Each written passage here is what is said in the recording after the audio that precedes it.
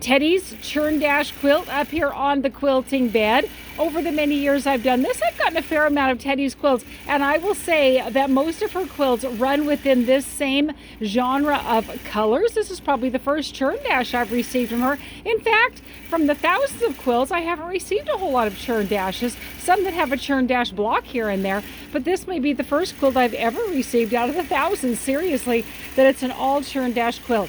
Nice lap size, you can see right here, real natural colors. Again, that's kind of her repertoire, kind of her signature path of going. You know, Teddie's quilts are always very precise with her points and with her cornerstones, but I want to let you know, quilts need to be finished. They don't need to be precise. They need to be completed. They need to get the binding on. They need to be gift given. They need to be used. Sometimes people are concerned about bringing a quilt over here because maybe it isn't perfect. You know what, my friends? You're the brave one to make the quilt. Bring it over here. Let's get it finished. By the time it gets the quilting put onto it, it is going to elevate at so many levels that you'll be so proud and so happy of the work that you have done. I'm so pleased to get quilts over here at the quilting studio by an advanced quilter like Teddie, or any kind of a beginner as well. Let's talk about a couple things also here. She has pieced the backing, again, with these really nice natural colors, very neutral in the color and design, kind of a calico looking.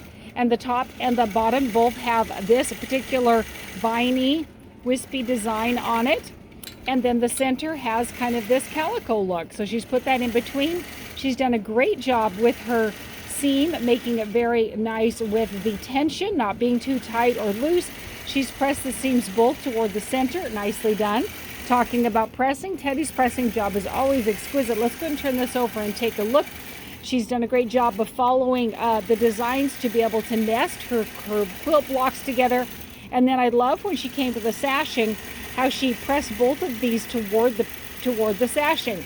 What does that do? When you turn the quilt over to the top, it elevates the sashing a little bit. It raises it up just a tad and makes it look like its own.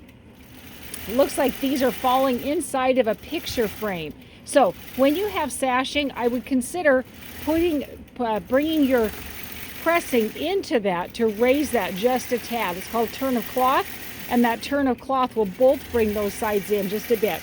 Using my Eddie's design, nice and swirl, to add to those churn dashes, and doing it in my fabulous cinnamon color of thread.